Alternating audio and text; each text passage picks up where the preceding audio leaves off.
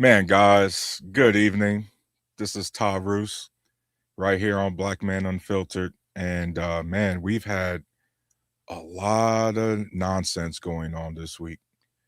We've obviously, unfortunately, lost some more soldiers, obviously, lost some more civilians. Let's not even get started into the chaos and the unnecessary, I guess, ego boosting, if you want to call it that, guys, from our U.S. officials who clearly don't know what they're doing. But this has been an ongoing problem. They have clearly don't know what they're doing. Uh, Tommy, Clear Capital TV, what's good, bro? Anton, what's good? How you guys doing, man? My main topic that I wanted to get into tonight, guys, is more of the fake patriotism, right? Really the difference between patriotism and nationalism, right? And unfortunately, we as Americans, we really don't know the difference. But the first thing I actually want to get into is yesterday we had mentioned it on Flipping Tables on BMU's podcast, as well as Mr. Bennett mentioned it a couple days ago about AI. And guys, I've been working on my own little AI project, my own LLM, right? I got a local model that way. Hey, even if the internet's disconnected, I still have my AI model. Right now, I just put a newer brain in using the Quinn 3, the 3.14B model. And I pulled an all-nighter, right? And I haven't done that in a hot minute, guys. Like, call it vibe coding, call it what you want, man. I'm using Gemini, I'm using Chat GPT, I'm using all of these different things to help build right my code over time. And again, this hasn't been just an overnight project. This has been right an ongoing thing, but what's an ongoing thing since last year. But bigger than that, it's what's crazy is that how many perspectives just working on AI opens opens you up to like consciousness, to what sentience is. Uh to to Mage, thank you. How you doing? Um and so it's crazy that I call my build right now, guys, baby warlock. Right? Real cheesy, but it's just really something to like get into because first and foremost, guys, anytime you start a project, get into it, have fun, give it some lore, give it a backstory, right? Because that's what makes things that's what makes you want to do the project, want to do the hobby, right? Don't go into any hobbies trying to figure out or trying to go into anything instantly trying to how you're going to make money because now it turns into a job and now you don't want to freaking do it, right? You're not really going to put real love and passion into that. And so one of the things that uh that I noticed is we had to build all of the I had to build all the folders, right? I got to download LangChain, I got to download Olama, I got to download all some of these different studios and packages just in order to have a functioning shell. Not a functional LLM, but just a functioning shell, right? And it's so crazy because once you get the functioning shell and then you add the brain such as the Quinn 3 models or something, that's a LLM model that you can get, guys, from like Alibaba and stuff, open source, free. um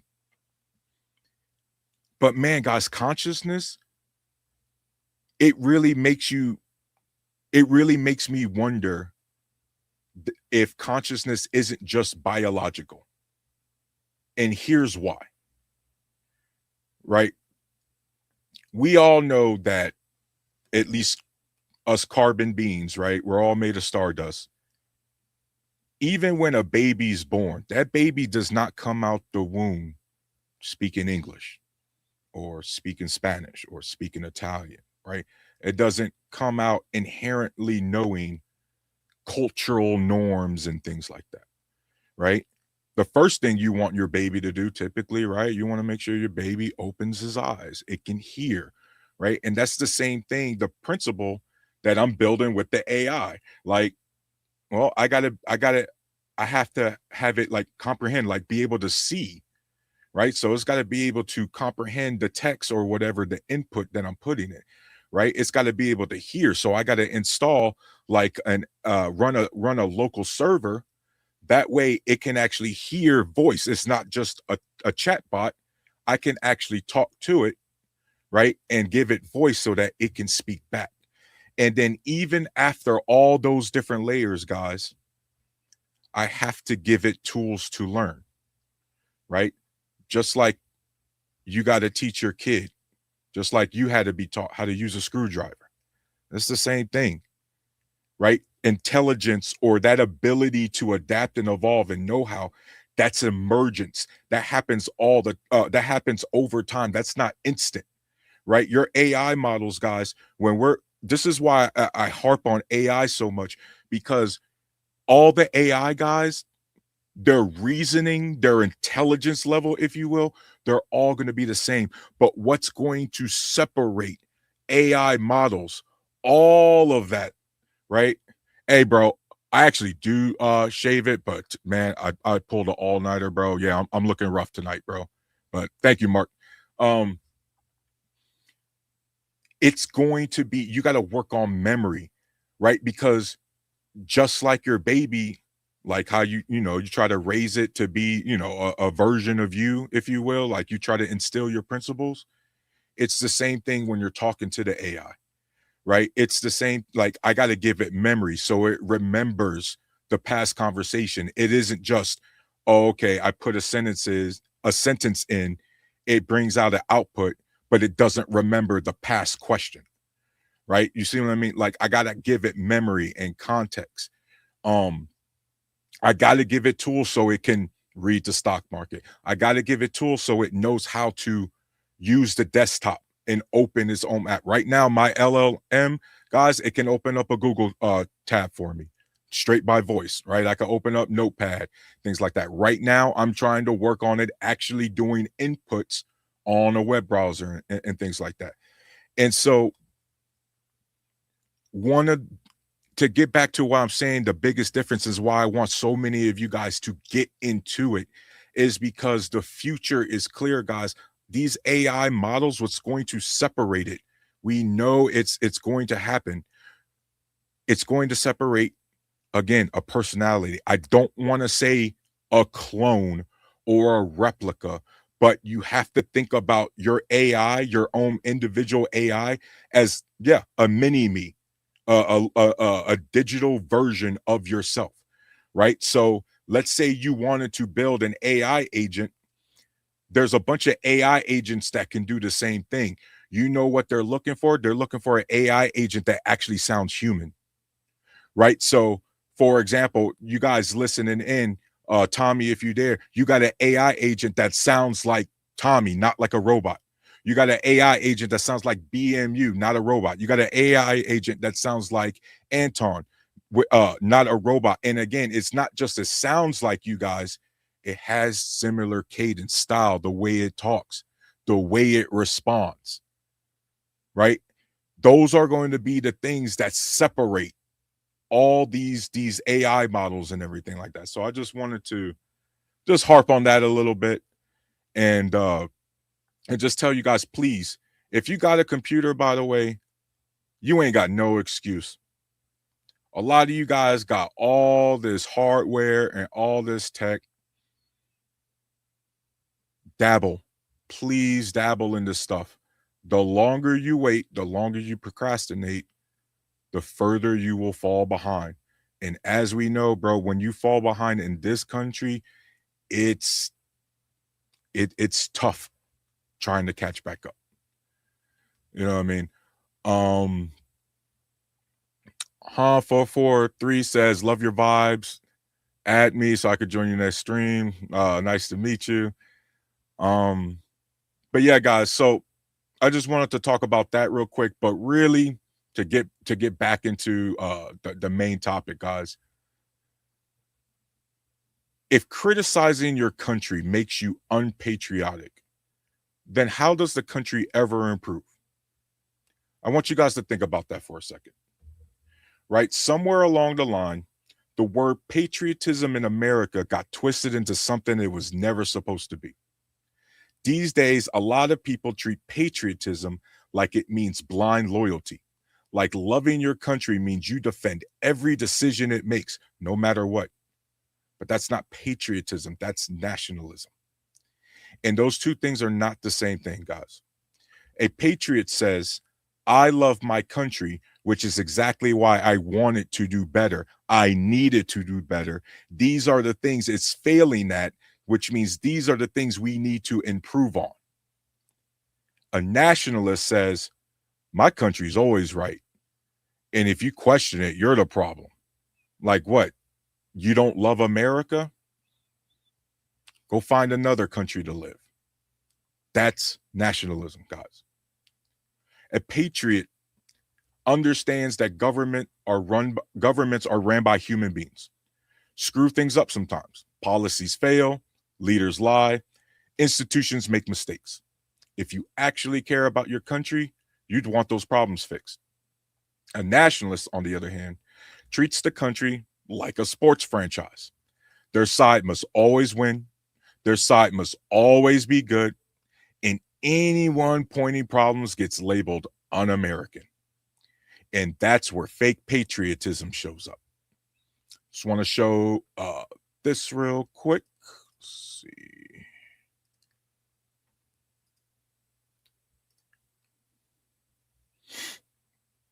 I'm going to pull that up. See Donald Trump run for president in 2028? I sure would. Even though it's against the Constitution? I sure would like him to run again. I think he's doing an awesome job. But it is against the Constitution. Wow, I think he's doing a good job. But are you a fan of the Constitution? All right, there you have it. Would you like to see? You see, guys, that's just one example that I have pulled up. 556, appreciate it, bro. It's just one example that I had. Think about it, guys. She's wearing a Trump 2028 hoodie. We have it in our Constitution that a president can only run for 2 terms.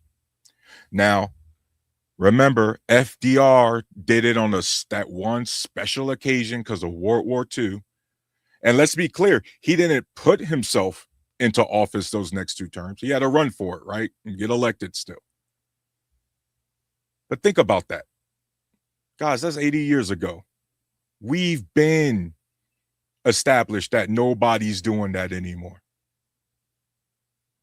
You know what I mean? What's that? Riquez. Sorry, guys, I am horrible with names. Trump 2028. Yikes. You know what I mean? So think about that. Like, is that patriotism to you? Or is that blind loyalty? Guys, that's national. That's dangerous. You can't say you love the country, you love your government, you love the Constitution, but then you just willing to throw away one of the constitutional amendments we got over it just because you like the guy, right? We do not live in a monarchy. We do not live in an authoritarian government. We do not have an authoritarian regime, right? No one is above the law. 556 says, last name Louise and still supporting Trump. Spain ruined your people. All talking to 2020 was stolen. You know, oh, man. This is another sign of, unfortunately, guys, if you could put BMU, Mrs. Louise's, chat up that. All right. The 2020 was stolen. Can you please put that in? Right. I guess this one's just attracting the Trumpers tonight.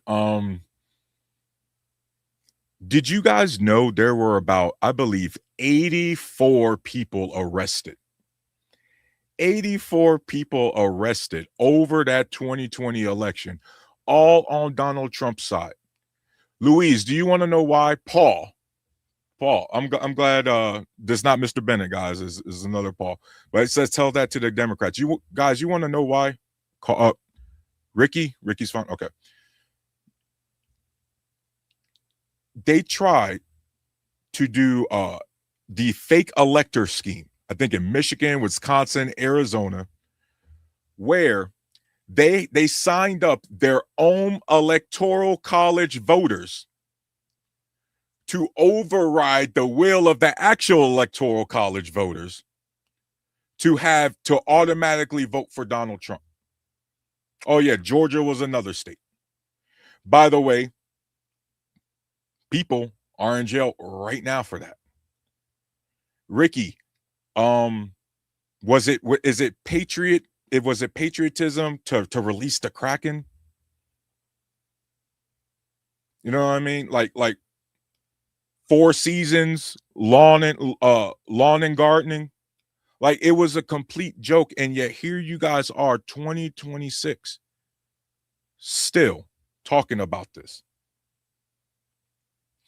And you know what's crazy? 556. We have to.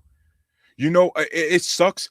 It's a lot of times we got to repeat ourselves because, unfortunately, for like Ricky and Paul, they're the ones who also think the SAVE Act that they're trying to pass right now is a real thing, as if you don't already have to prove citizenship when you go and register to vote, and you always had to show some sort of ID to actually vote, right? So the whole SAVE Act is completely redundant. But it's so funny that I'm going to assume that Paul and Ricky are like conservative leaning. For years, they was limited government. We got to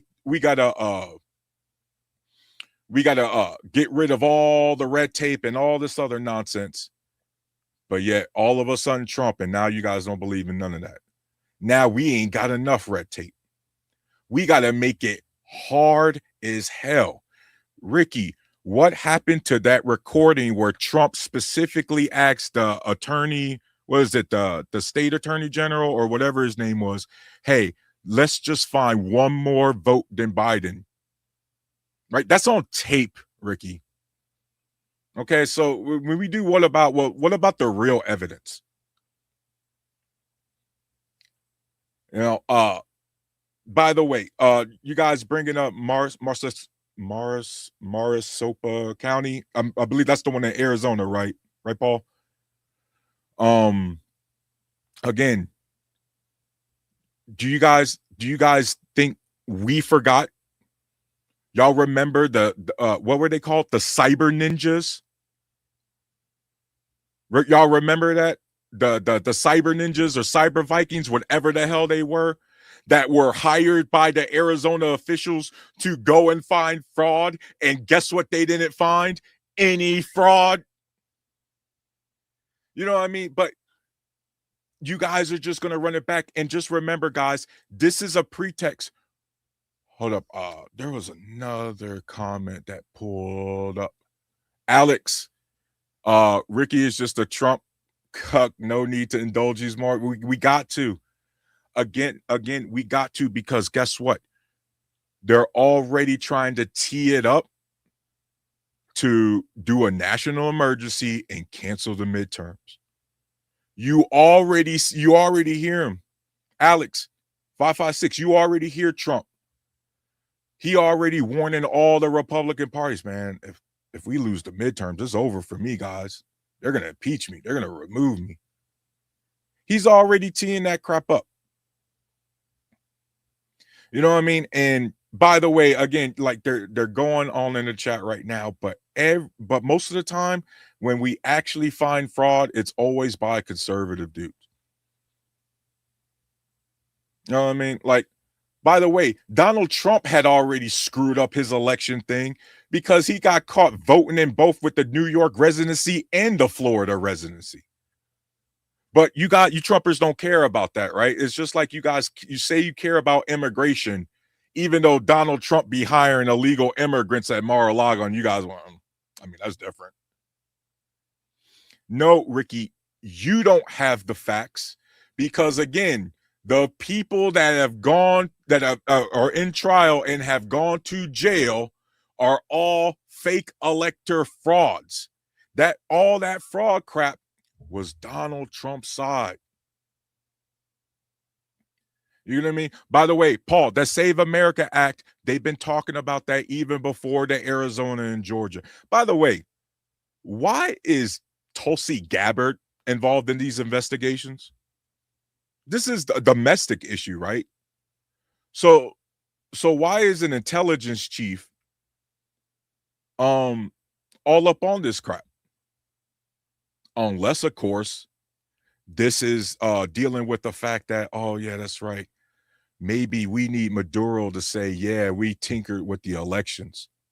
Ricky, respectfully, Ricky, 800 million that Fox News had to pay for lying their ass off. Just stop.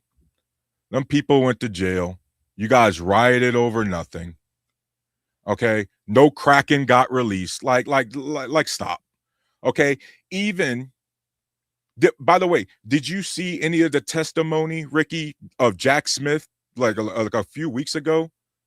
When they already said they already had, like, Trump already admitted that he lost and he went with it. He went through the crap anyway. Like, Ricky, I ain't even got to talk about the articles. Why can't y'all just listen to Trump himself when he says, I knew I didn't lose. I knew I didn't win the election. But guys, this is an example of the difference between patriotism and nationalism, right? I believe Theodore Roosevelt himself said it best, guys. You should pledge loyalty to your country. You don't pledge loyalty to the president. You don't swear an oath to the president. You swear an oath to the Constitution. No, Ricky, you're behind. You're still trying to debate something that's already been settled. Okay, it's been 6 years. Let it go, Ricky. You gotta let it go. All right, Hugo Chavez did not interfere with our election. Okay, right? The voting booths weren't rigged. Stop this nonsense. Paul G, clearly he got more votes than Obama. Paul, is it really all that surprising that in, let's be clear, one of the worst situations we've ever been through, the pandemic, that people were so pissed off that they're going to come out in record amount of numbers? Like, it mattered that much, Paul. You know what I mean? Hell, 2024, Paul, I got to give you think about it, Paul. 2024 was the easiest it ever was to vote. I think even Paul, you and Ricky would agree with me with that. 2024 was the easiest for any American to vote. Didn't all you guys win? You Republicans won every chamber, every branch of government, right? Was that rigged too? You get what I mean? Like, come on, Paul. Am I delusional? Like, would you call me delusional, Paul? I'm actually giving you the win. You know what would be delusional if I was on this other crap where all the some of the libs talking about the 2024 election was stolen. You know what I mean? And then look at this dude fire lying, guys. Oh my God, he's talking about ballot harvesting. Is he talking about? I guarantee you, he about to reference that dumbass movie that was framed as a documentary, something mules or whatever like that. And look, yeah, fraudulent mail-in voting. Like, hold up, bro. Are you guys real people now, or are you Russian bots? Because now I gotta wonder, guys. Because I mean, like, all of this stuff is debunked already. But now you guys are making this easier for you, making this stream, like, you making my point for me. It's been 6. Anton, nice to see you, by the way. What's going on, Taroos? What's good? Anton, it's been 6 years, man. They still drinking the Kool-Aid, bruh. They still drinking the Kool-Aid. Woo. I mean, the real sad part. The real sad part about all this is when you have a demographic that's so used to being the decision makers, the policyholders, and the gatekeepers, when something doesn't work in their favor for the first time, all of a sudden it's wrong. Nope. All of a sudden it's a problem. You know? But it was okay way before all this, and people told them there was something wrong with some of these things. But then all of a sudden, a system that these colonizers have benefited from now works against them. Now it's a problem. Now we got to fix it. Oh, it's fraud. They're too used to having everything that works in their favor. And the minute it doesn't, all hell breaks loose. You know, they're going crazy like there's something wrong. The system's rigged. It's this, it's that, and the other. No, it just didn't work in your favor this time. Deal with it. Because a lot of people that look like you and me, and a lot of other people, are used to being on the other side of this. And we just have to accept it. But now the minute that it works in our favor, now it's a problem. And that's always been the problem with colonizers. They want everyone to be held accountable to these ridiculous contradictory standards that they would never hold themselves to. Paul. By the way, Anton, I agree. Paul, where are all the voters go for Kamala? They stayed the hell home. We've already been over this. Yeah. They stayed the hell home for whatever. And again, as the resident liberal on this network, for whatever reason, well, for whatever the reasons are, I have acknowledged that people just wasn't feeling Kamala, bro. The party just was, especially because that was the height of everybody pissed off at Israel. And Kamala wasn't, and unfortunately, when it came to foreign policy, Kamala wasn't going to swap it up. And so the Democrats stayed home. We talked about, Anton, I'm sure you remember during the 2020, they was talking about all the Arabs in the Michigan. They was just going to stay home. Like people felt disenfranchised, right? I think the same issue that we're talking about now with affordability, the country was talking about, was saying Biden was insulting the Americans because he was trying to say things were affordable. honestly, Like those were legitimate reasons people stayed home. Go ahead, Anthony. Yeah. But my thing also was it was all timing as well. I think if Biden would have just announced at midterms that he wasn't running for re-election, that would have given them the time they needed to get everything set up like a regular primary and everything else. But because he held on to that decision for too long, decided he wasn't going to run, then the Vice President Harris comes in, and she had like 100 days to try to convince the people to vote for her. That's not a lot of time to work with. That's a little over 3 months. Nope. Anton, unfortunately, they're giving me free ammo. Right? We got this guy. Oh man, I'm sad that there it is. There's that comment. We got this guy, Teak, whatever. Yes, yeah. His most recent comment is because Kamala was retarded, just like both of y'all. Oh, really? And when you look at his previous comment that he left, the first thing out his dumbass mouth, Hugo Chavez family member invented a voting machine that can cheat.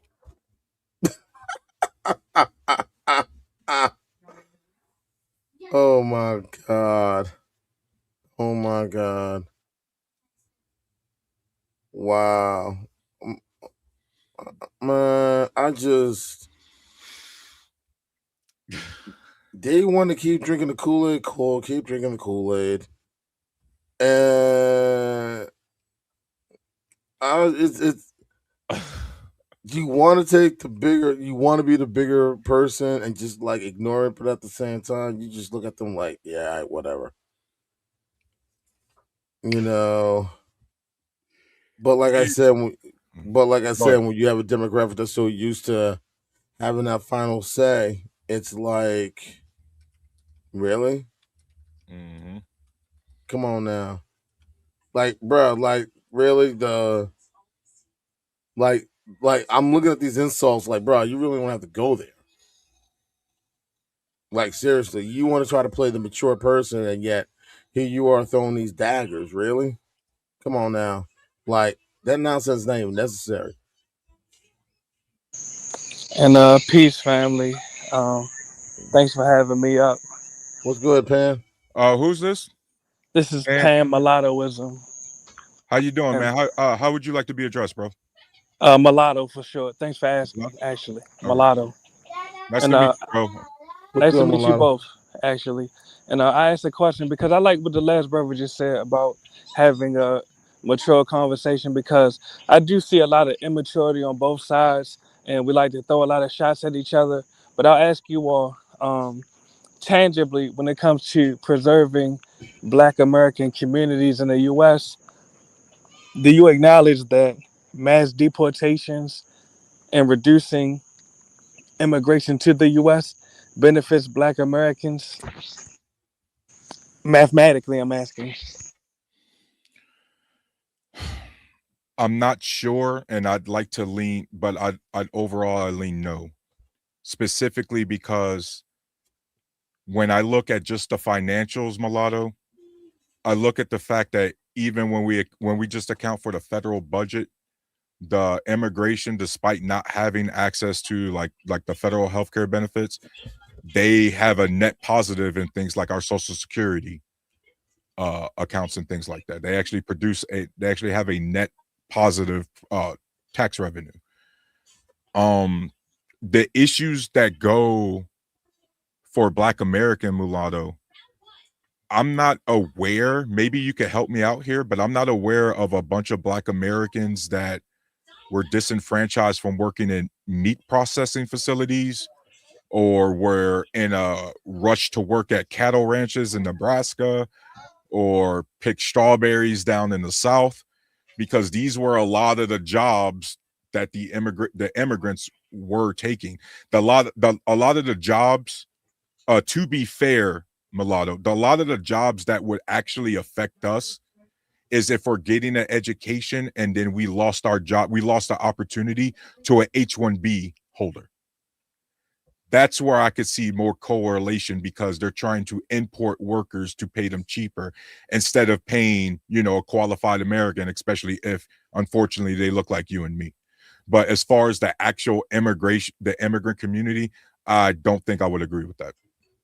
And well, number one, I'm glad you brought up the H-1B visas, because they definitely and arguably take jobs away from U.S. citizens.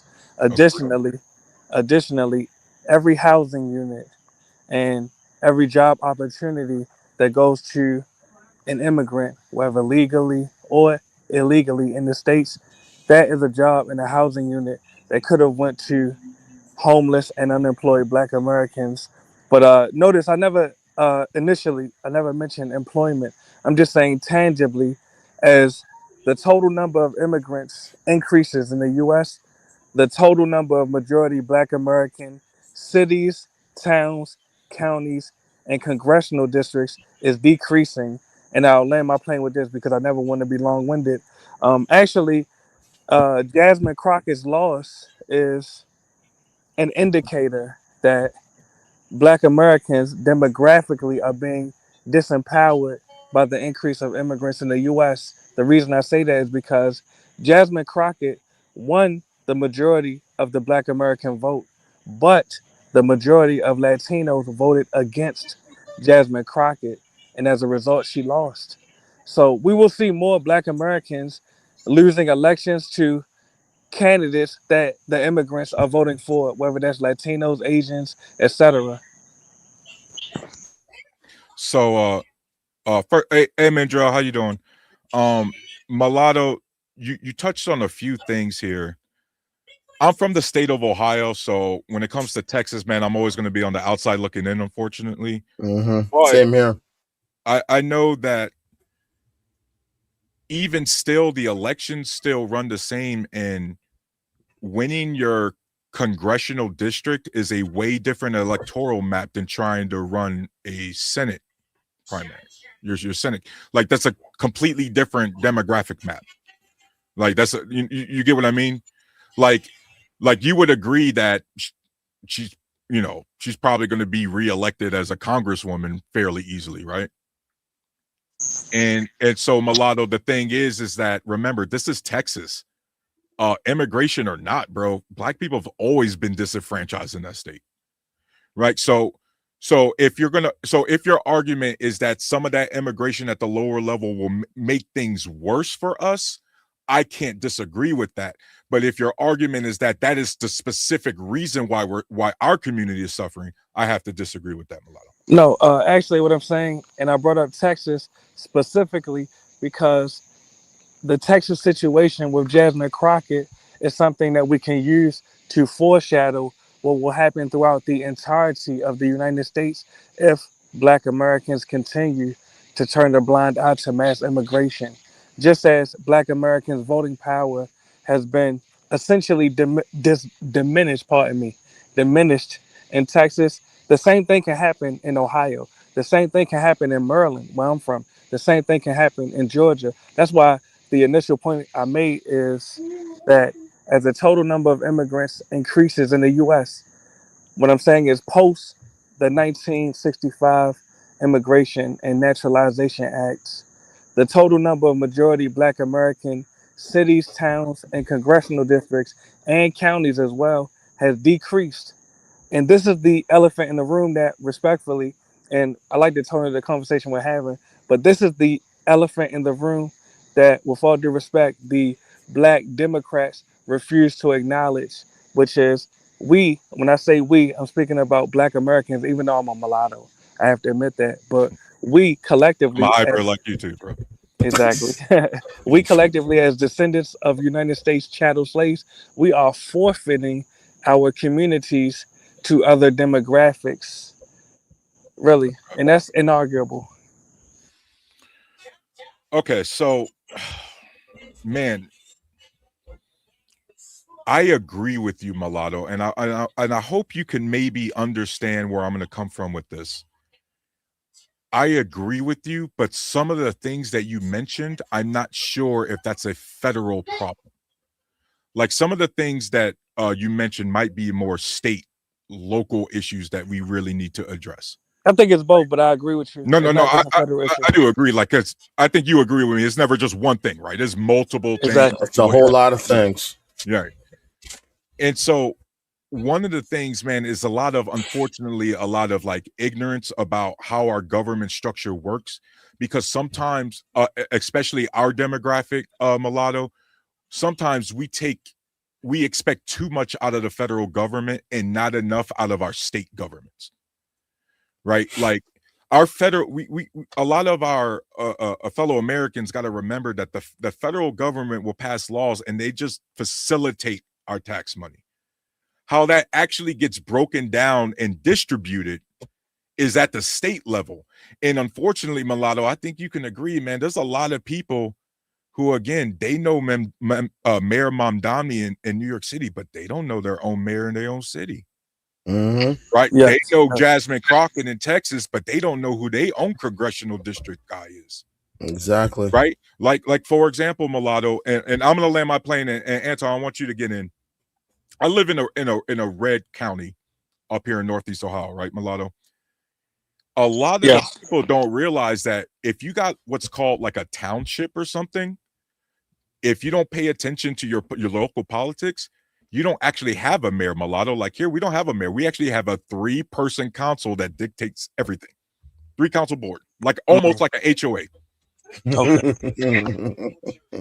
You see what I mean? And, but guess what? If you don't pay attention at that local level, you miss all of those things. And then the next thing you're wondering, Mulatto, is why is there a traffic camera on the street? I ain't never seen this before. Yep. That's because that's because they're the ones who approved the traffic camera but we was worried about some dude named Mark Wayne Mullen in Oklahoma. You know what I mean? Like a lot of the times it's our focus and our priorities that's messed up that we need to address first, in my opinion. Oh, No, I agree definitely. with you. I agree with you. No, definitely. I agree with you, Taroos, because I live here in New Jersey, and we have cities, we got townships, we got boroughs, and we got villages.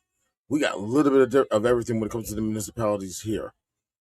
And the one thing people don't realize is here there are people that are aware of who their mayors are, the city council, who represents them in Congress, who's their representative in Congress, and their representatives in Trenton too.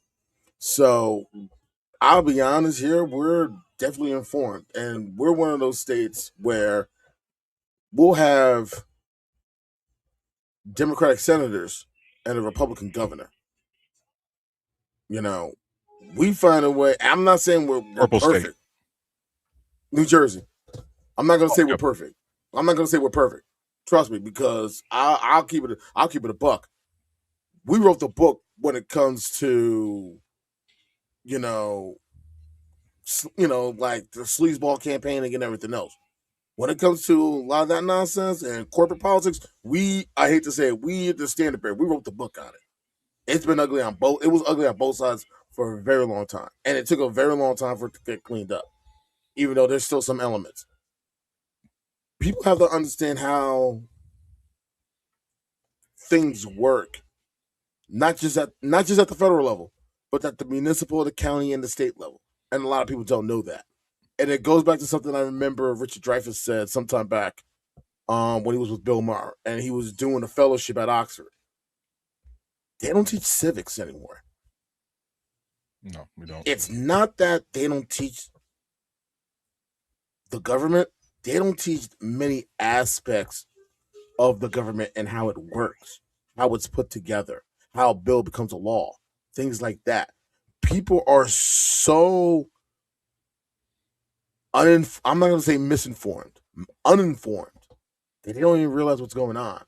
And people have to learn to start really paying attention to what's going on in their neighborhood before you start talking about what's going on in other states. Perfect example. And I remember my wife and I had this discussion. There was a town here in Jersey that changed its name because they wanted to distance themselves from a particular city. And it wasn't because a lot of people voted for it. It was because a lot of people did not know about that. And the very few that knew about it went and voted. And it got done. Actually, two towns here affiliate with one of the cities here. And Yeah. because the people didn't want it, no association, the residents wanted no type of association with it whatsoever, they voted to have the name of their towns changed. And ironically, a lot of us who grew up around here, we still call it the old name. We never call it the new name. And you know what? Actually, what you just said, I'm glad you just brought that up because it kind of it helps me transition to something I wanted to ask both of you. Now, for disclosure, I think that this may be an issue that we may disagree with each other on, but I like to ask Black liberals this question so that we can at least come to a compromise that will benefit the Black American community. Now, like I say, for disclosure, not only do I support mass deportations, I encourage Black Americans to report all immigrants to ICE and let ICE determine if they are in the U.S. legally or not, just from a position of self-preservation. But I suspect, and I may be wrong, but I suspect you all may be against mass deportations. So I'll ask you all, and when I say this is not a loaded question. I'm not trying to put your back against the wall, but my question is, what is mathematically? Do you all have any suggestions on preserving Black American communities in cities where we are the majority and protecting them from being encroached upon by masses of immigrants and even Caucasians just so that we can preserve Black American cities, towns, counties, etc.? So You don't I want to really, you actually, really want, you're not going to want to have to say mulatto because I'm going to keep it a buck. Yeah, I was born and raised here, but both my parents were immigrants. They came here legally and became American citizens. You see what I'm oh, saying? can you hold on. I'm gonna jump in real quick. I'm gonna answer the question real quick. I want to highlight something because uh mulatto, this is the Yes, kind sir. of things where it makes it complex, because the way I want to answer this question is going to have me sounding exactly like our friend Chaos for You 728 said. The claim that blacks have always been disenfranchised is communist lies. Everybody has been disenfranchised, but for some reason, black supremacists always make it about themselves. So, mulatto, I want to try to answer this question in good faith, but then I got to remember that for a lot of our fellow Americans, mulatto, they don't really care about the distinction. If you need to understand that, at least for the Caucasians or our white brethren that make this argument for mass deportation, mulatto, if you and I got swept on up in it, do you think they would care? I'll answer your question, but I have to admit, part of our problem is that we see ourselves through the white gaze, GAZE. What I'm saying is, I'm not concerned about how whites see us. I'm speaking about self-preservation as far as how we see ourselves. So to answer your question, no, I don't. I think, to be honest, there are masses, maybe even the majority of whites in the U.S. that don't care if every Black American gets mass deported. But what I'm saying is, do Black Americans care enough about themselves to preserve their own communities? So that's why I I'm, asked the I'm question to you. saying, mulatto, we can do both.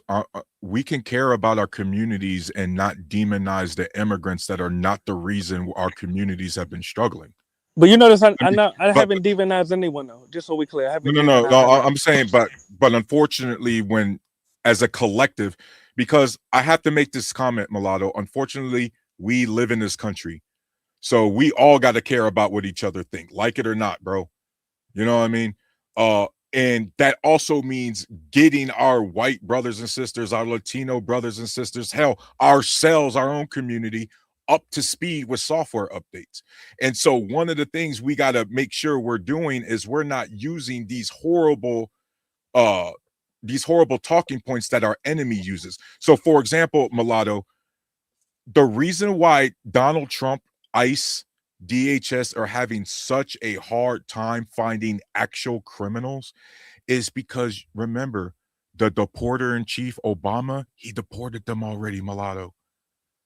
He deported the vast majority of But what we consider criminal. but Right. brother, So, with all due respect, yeah, every illegal immigrant is a criminal.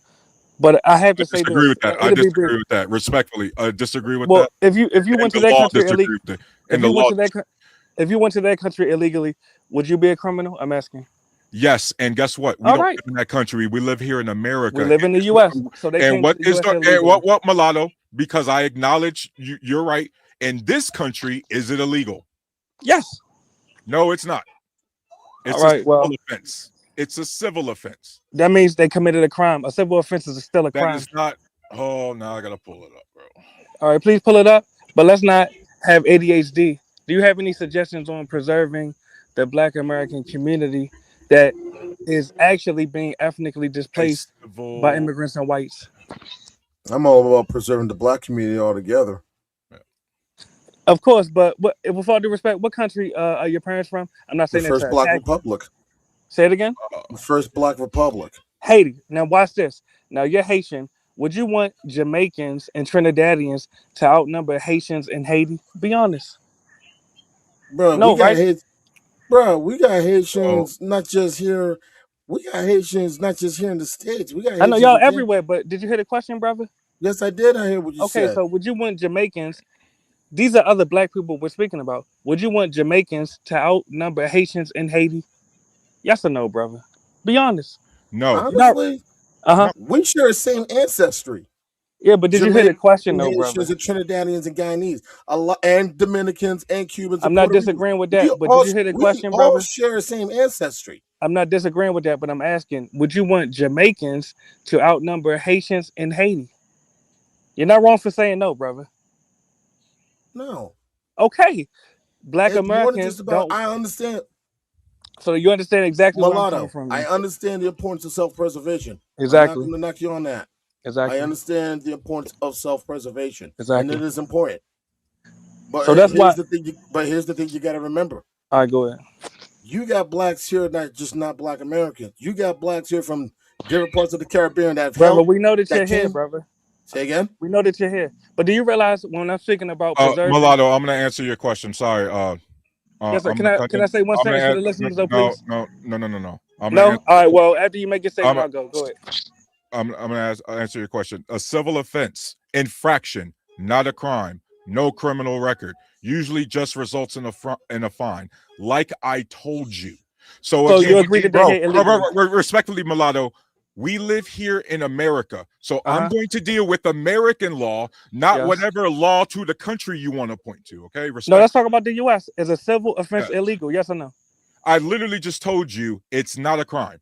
I didn't say it's a crime. I said is it illegal? I'm going to repeat myself again. Yes. Civil infraction / offense, not a crime. No I heard criminal that part. record. Usually just a fine. You said it's not a crime, right? Yes. I'm it's asking, not a is it crime. illegal? With all due respect, is a civil offense illegal? Yes or no? So now we gone from is it a crime to is it illegal? They are illegal immigrants. Is the point?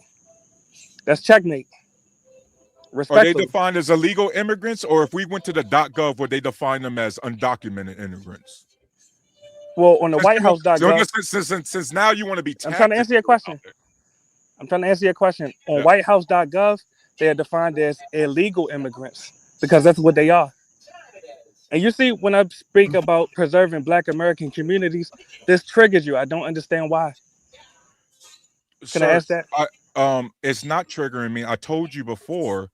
You're trying to make a correlation between the illegal immigrants and what's happening to our community, and that's not the reason our community is distressed. No, I'm asking a question. Do illegal immigrants not live in Black American communities? They live everywhere. Exactly. So the housing that illegal immigrants occupy in Black American communities, could that same housing not go to homeless Black Americans? They can go to homeless children. They could go exactly to pets. And guess what? You just said it. I have no. Mulatto, I have had the same argument when, unfortunately, my conservative friends in the military. And this is such a low-hanging fruit talking point because guess what? Even if mass migration, like let's say we did exactly how you wanted to, Mulatto, guess what happened after we got rid of the illegal immigrants? Well, you're not a psychic, but I would like to hear your suggestion. Mulatto, there still be Black homeless people. There still be Black veterans. Black veterans that are homeless. There will be children that are homeless. And you want to know why? Because the government in charge has never given a damn about those. I agree. Cops. I agree. They only care when it's when somebody brings up another topic. Then it's what about this? What about that? No, I hear you. And now, so my question is, do we care about ourselves? One of the ways we need to preserve our communities is a better education. That way we're not demonizing the wrong people. I agree. Now, the one thing I always remember. Hold on, bro. I'm trying to respond to the host, please. Now, I'm asking: do we care about do we care about ourselves enough to preserve our communities? Because I don't see myself through the white man's gaze like you do. You see yourself through the white man's gaze. That's a problem. I'm asking: do you care through all of American gaze, brother? You look just yourself through the white man's gaze. Mulatto, I see myself through your gaze. Do you not understand so that? through my so let's have a dialogue. Through my gaze, I'm saying that Black Americans need to practice self-preservation. How are we preserving our communities? By allowing not just whites to gentrify our communities, but illegal aliens to occupy housing and jobs in our communities. How is it self-preservation? So the illegal migrants, first and foremost, are not the reason we can't afford a home. Because by the way, I don't know too many illegal immigrants. Anton, you can help me out. Maybe I don't know too many illegal immigrants who are getting $400,000 home mortgages. That's It's That's not almost, true. Yeah, you're it's wrong almost, about that. it's You're almost wrong as about if that. they're not actually eligible to get those kind of things. Yeah, you're actually Right? wrong And, about that. and by But the go way, ahead. Mulatto, even before whatever migrants you want to talk about, that's always been a problem in our community. I You agree. see, So when will we solve the problem? no. But no. You keep saying you agree, but then you Yes. keep framing it as if the migrants are the direct Yeah, they're reason part for of the problem. Yes, they're part of the problem. part. Yes, They're part of the reason it's increased, but they're not. exactly. They're not the solution. They're So when not will the we address it? solution or the root problem. When will we That is address the it, brother? band-aid solution. You agree that they're part of the problem. When will we address the problem? I'm asking. The problem has always been addressed. We've always kicked out the Brother, violent how? illegals. Yeah. And And by let the me way, just say I this. told you that the Why are you Deporter in making Chief this a Obama. contentious discussion because you're triggered because you know I'm right? Respectfully. You Wait. see how So respectful I'm being towards you? Look how I'm triggered you just are. Your face is re- red. You're sweating. well, one, I'm not sweating, and two, I'm just Brother, your answering head is shining, brother. Your head is shining. because I'm bald. You know, because you're sweating and bald. Now I'm That doesn't asking, what's your suggestion on make preserving any Black sense. American communities? BMU, get them off. Get You 'em got off. to run. You got to run, Yeah, brother. I'm gonna get 'em clip this off. up. I'm gonna clip it up. Yeah, you go ahead. Go ahead. Peace be upon you. Peace be upon you, bro. So this is another example, Anton, of why it's so hard to have these conversations, especially when look at all the activity we got between patriotism and nationalism. Yeah, that's it.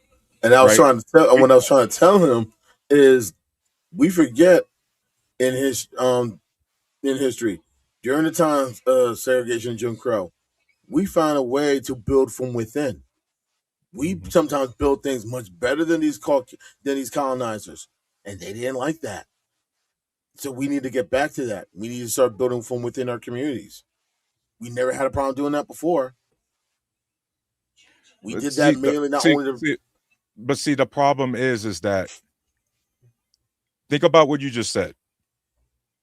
That's been a problem whether or not illegal immigrants has been a thing prior to, right? That's been an ongoing problem for hundreds of years. Right? And yet somehow we got a percentage of our community that wants to focus on the people who don't write the laws, who aren't responsible for any of the things like redlining. Yep. Right? I mean, think about it. He mentioned gentrification and then went right back to the illegal immigrants who got nothing to do with but, that. But ironically, you see they're, like they're not the ones building these overpriced condos and everything else. No. They're not the ones knocking out these mom and pop businesses that have been around for the last 30, 40, 50 years and replacing them with a retail giant. But hey, that's you know what's crazy is that the illegal migrants, Anton, getting kicked out has made the housing prices even more affordable for Black Americans and white Americans and other Americans. You know what I mean? But we only want to look at things from a one-sided, again, like I mentioned before, team sport. Right? Like he's so worried about the white man, but bro, we live in this country with everybody. Like the last time I checked, chat, we're a melting pot. Oh, is that not true? People always thought it was the melting pot. I felt it was always a salad, but that's a different story. And then whatever policy we need to get past, guys, we're only 13% of the population. So we inherently need a coalition of non-Black people to vote side by side with us to get any sort of policy passed. So yeah, not unfortunately, because I love my fellow Americans. Yeah, I gotta care about what they think, just like they better care about what we think. Because we all live in this damn country. Did somebody else join us? I think someone did. Yes, peace. Yes, peace and blessings. Just wanted to let you fellas know my name is Black Manosphere, and I'm here. I'm in the building. Peace and blessings.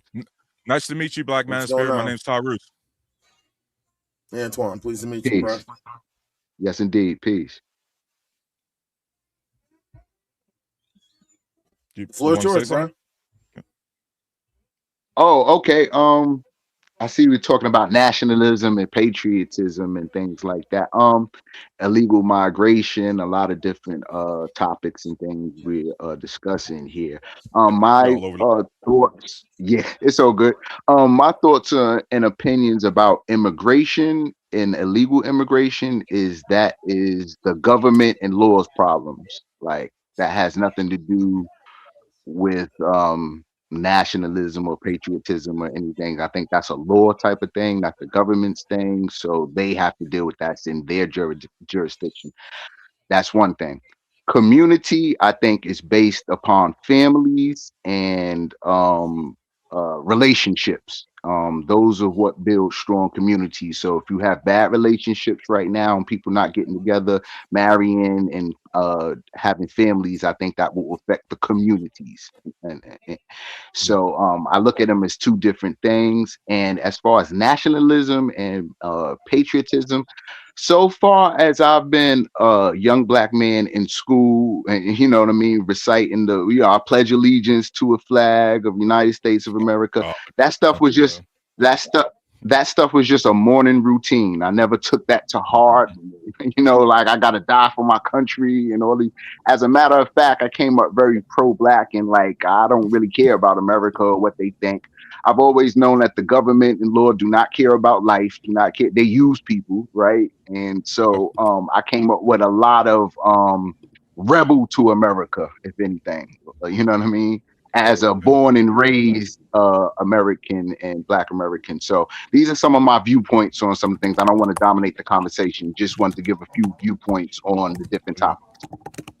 I appreciate that, man. Just to address like some of your points, I really feel you on like I want to be clear here, man. That pledge allegiance to the flag. I want to say this, Black Manosphere, as a guy who was in the military with combat service.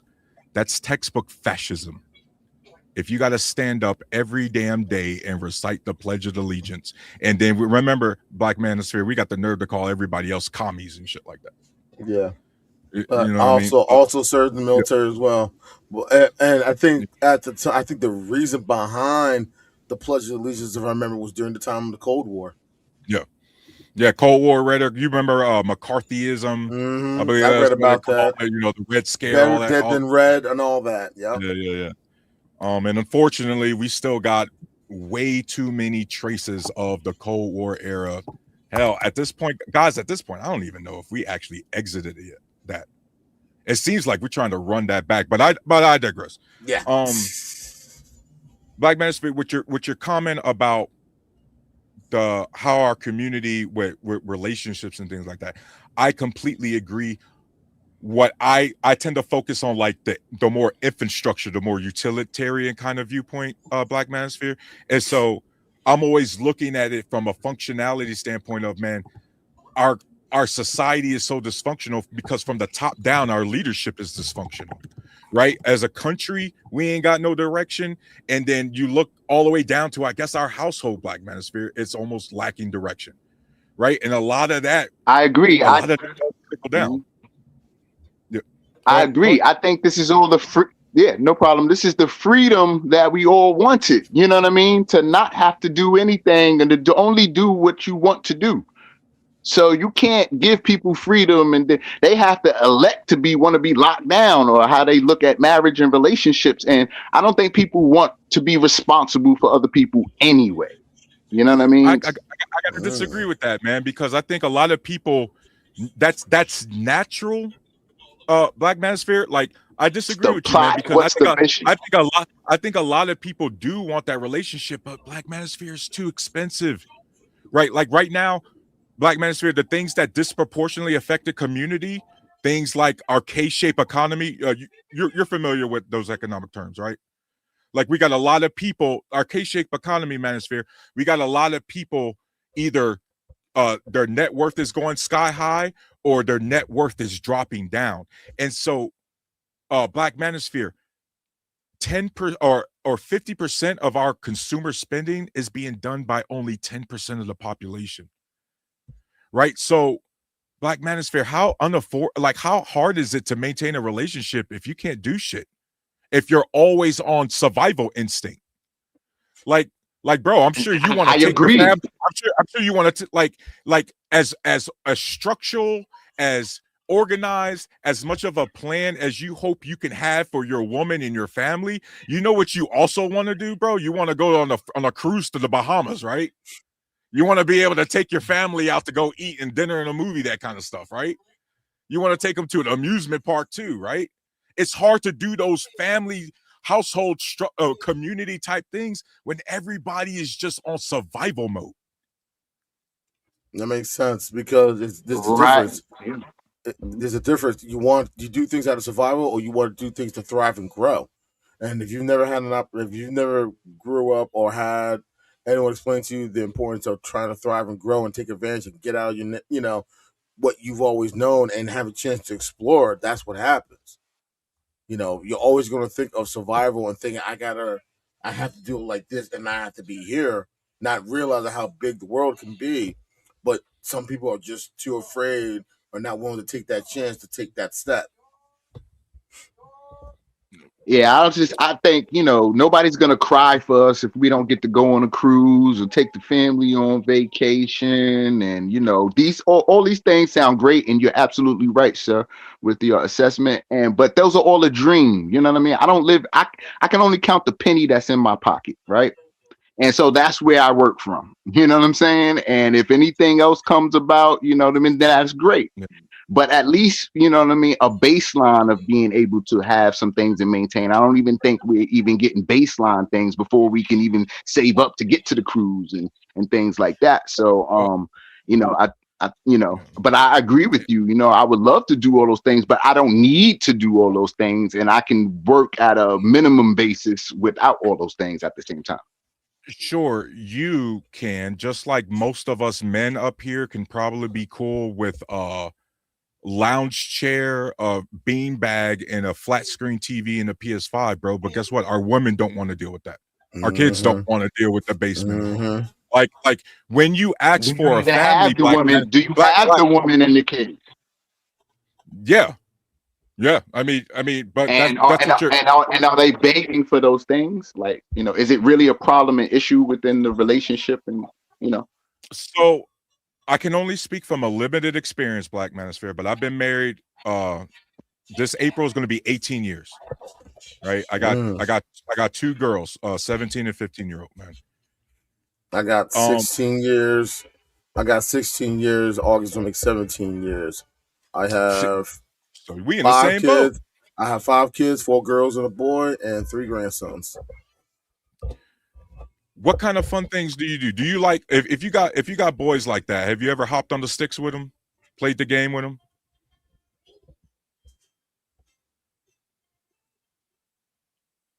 Manosphere? Oh, you talking to me? Oh, I don't have any children. I'm sorry. Oh, okay. Yeah, I'm sorry. I don't have any children here. I'm sorry. All right. Oh, okay. Mm-hmm. Would you like to do those? I mean, nephews and cousins and things like that. Yeah, I hop on the sticks with them and do things like that. Yeah. Yeah. You can't really do that if you broke as hell, right?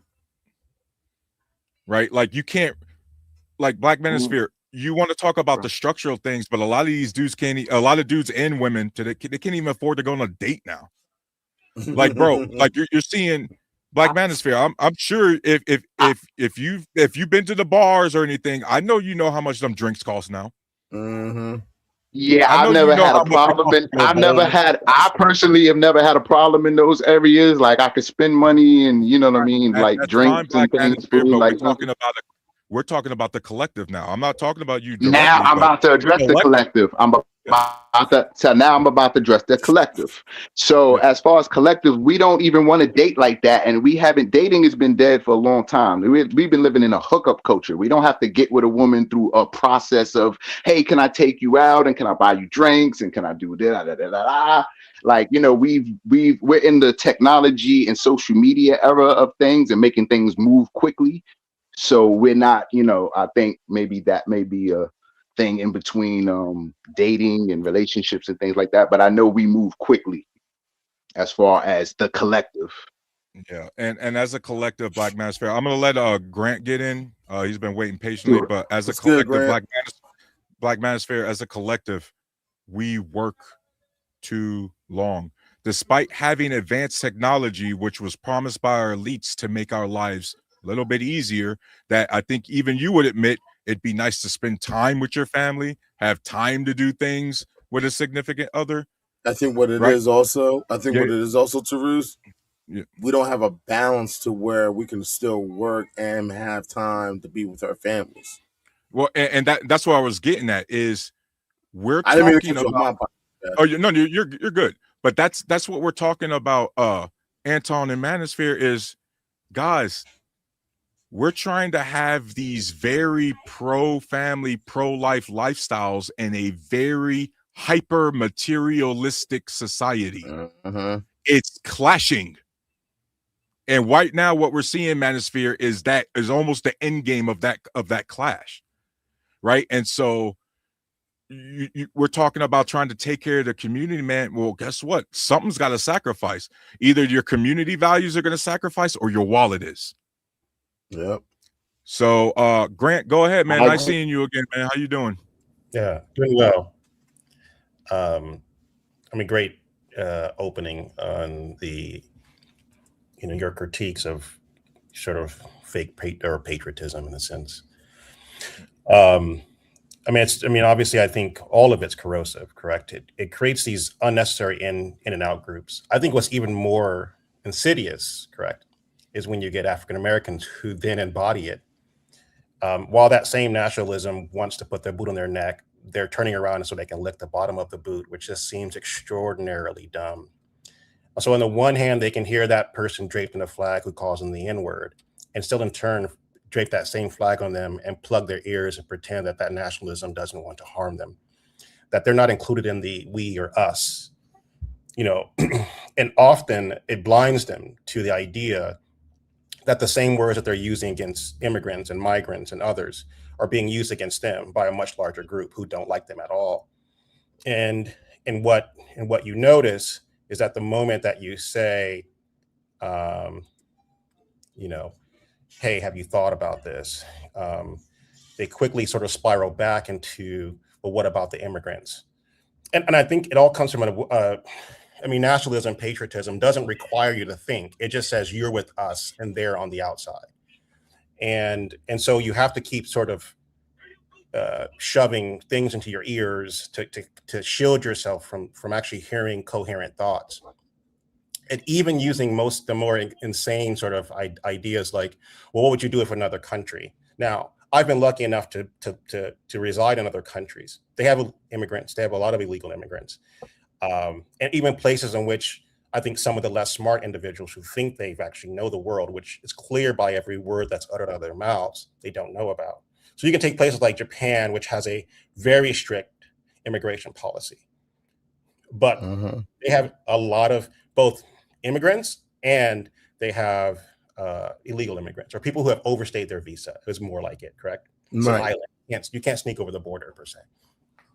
And yes, the Japanese don't like it. But at the end of the day, there is a very broad sense of what each country is doing and having to deal with very real economic problems that come along from immigration.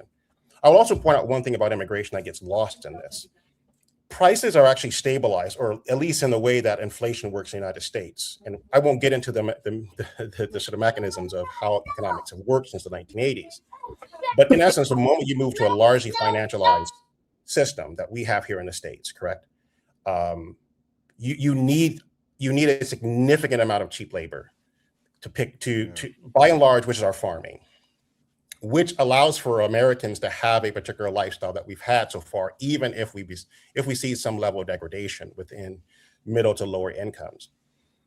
If you remove this floor of immigrants who have flowed into the United States to do the labor that most Americans, if not all Americans, refuse to do, both because most don't want to do it, and number two, the wages on those would never allow for you to live this magical husband-wife life that you're pretending to have or want. You're not raising your family on picking corn, correct? That's not going to happen. So for those who have these fantasies that these sort of blue collar, hardworking jobs are out there, and that the immigrants came along and stole the most precious job from you, it just doesn't map towards reality, unfortunately.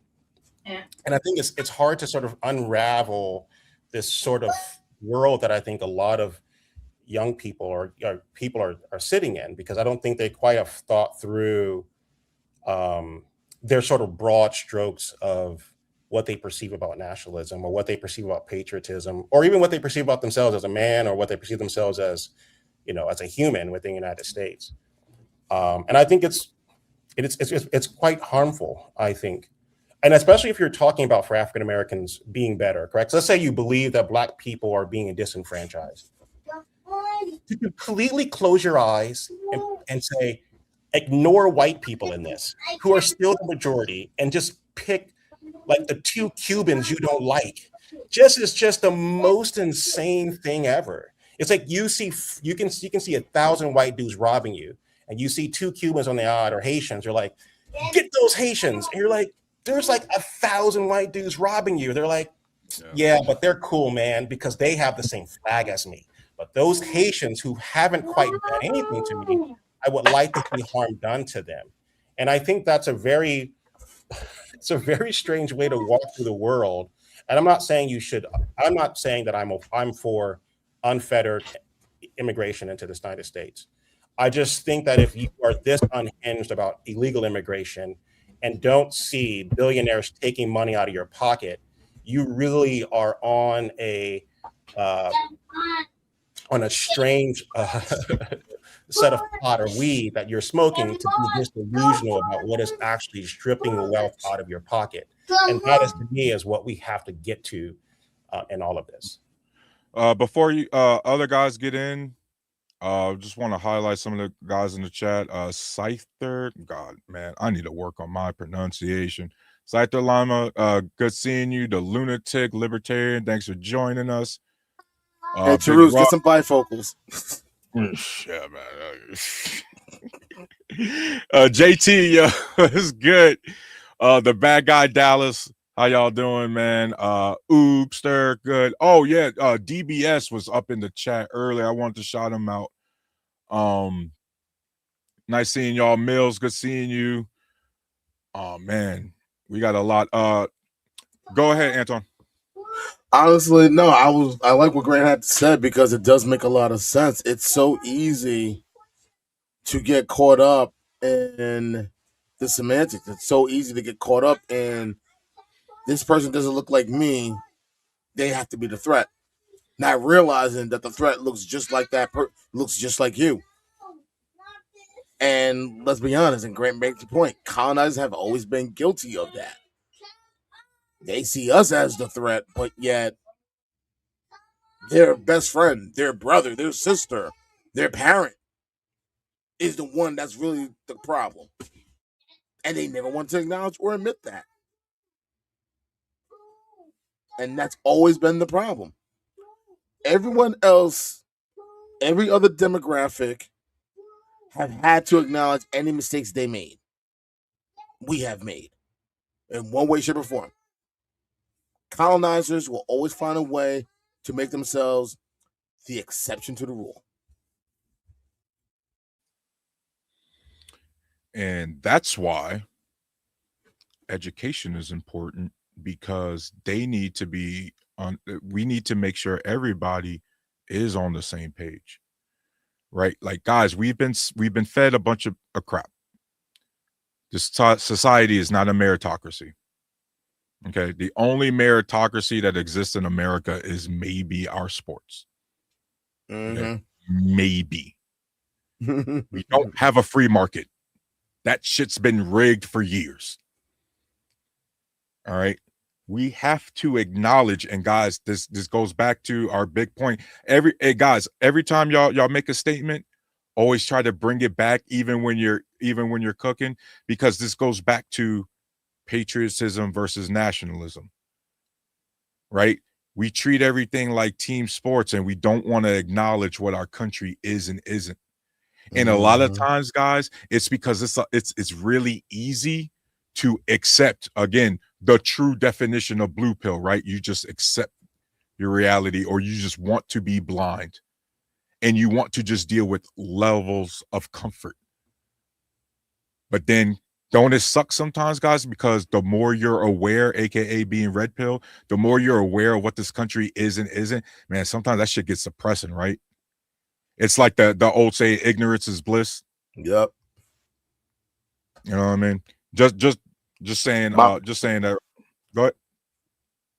yeah, my personality was I always like the truth. I don't care how hard it is, how misunderstood it is. I don't care the level. I'm just a truth seeker. I want the truth. Exactly. Exactly. And the thing people don't realize is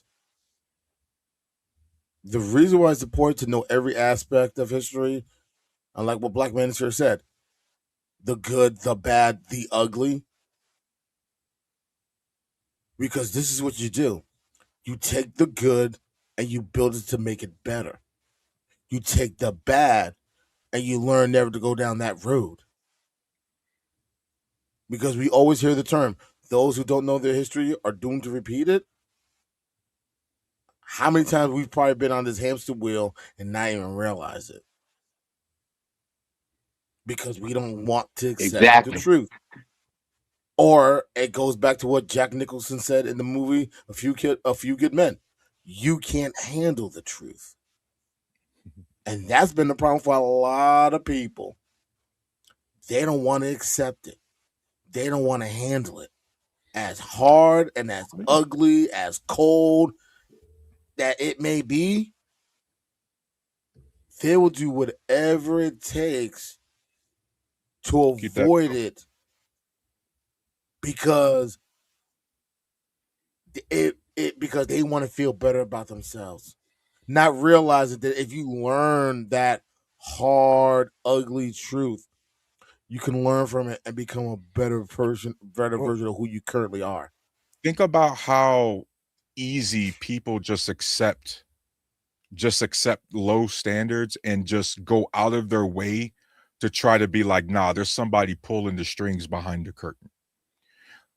Imagine a multi-billionaire like Jeff Bezos, who's able to shut down a whole damn city in Italy just to get married.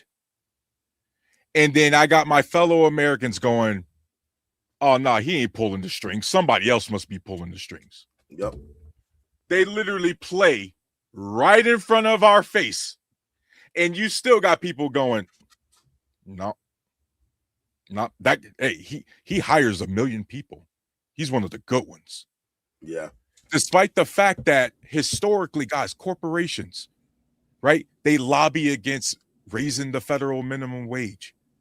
We're talking about corporations who, again, guys, if they could legally bring back indentured servitude, they would do it in a heartbeat. Oh yeah. They're all these billionaires have already been looking for different ways to not pay us. But that blind loyalty got you thinking, oh, the billionaires know what's good for us. The billionaires, by the way, the billionaires are responsible for our oil infrastructure. So the billionaires are the reasons we can't even process our own oil we produce in our ground. We drill from the ground. Think about that. Think about that, guys. If the government decided to invest money in oil facilities to process the oil in our own country, half the comment section would be calling that shit communist. That is the reality. The reality is fixing our roads and bridges is Marxist, socialist bullshit. That's what it gets called. Basic roles of government is considered the deep state. Yeah. It's considered police state. You know what's not considered the police state? The Patriot Act. You know what somehow is not considered the police state? Funding billions upon billions of dollars on ICE and DHS. You know what's not considered the police state? All that money we're building for temporary immigration facilities, detention facilities. Guys, if we're kicking out all the illegals, but then they're still building more facilities, that's not a red flag to you guys? They're probably planning on putting somebody else up in there, aren't they? But no, patriotism or your nationalism will have you demonizing the migrants who ain't even going to be sitting in the facilities. It's going to be people who look like you and I going to be sitting there. Or the help. The people that struggle. Go ahead, Grant. I know you want to hop in. Yeah, you're cooking. Yeah, I call it the deification. It's the broad they, in essence, they don't like the billionaires, but they like the billionaires they like. Correct. In essence, you can find all the crackpots who definitely know Bill Gates is a bad billionaire because they've been fed. And that doesn't mean I agree with Bill Gates. I'm just saying, but they fundamentally know Bill Gates is evil. Now, and I'm not sure that they've got it from a good place, but they're very sober about his evilness. And I'm sure some of the trolls will probably show up and say, well, he is, but then they will bend over backwards with their throat wide open for another billionaire who's orange. And will say that that person is so amazing because they are a billionaire and they're benevolent and they love him. And so, but they've always used, that's called an autocrat, right? I think that's the term they use it. Yeah. Something like that. An Technocrat. autofat. I call him an autofat. Okay. And so in essence, and again, this deification and this ability to be amorphous, and you see it. You'll see like, well, you shouldn't give your vote because none of them do well. I mean, you can be so broad and completely untethered to nuance that you can always otherize them. Like, well, the billionaires, they're all bad. But once the brass tacks comes along of explaining, like, okay, how do you then solve this problem? If the billionaires don't have to pay taxes, which you could agree that's a position point, but then how do you pay for schools or how do you pay for infrastructure? And then they'll say, well, government shouldn't tax. Okay, then again, if no governments don't tax, that means that there's no schools, or we're going to teach each other. But then they're going to complain about the Chinese taking over, who are actually paying for their schools. The thing about it is they can't get beyond this point of having been so propagandized with this ideas that the things that they believe are truly patriotism, and it's untethered. It is so it's so unthinking. And I think the part that makes it even sadder is that they have their chest out, and the moment you go, then who teaches these kids?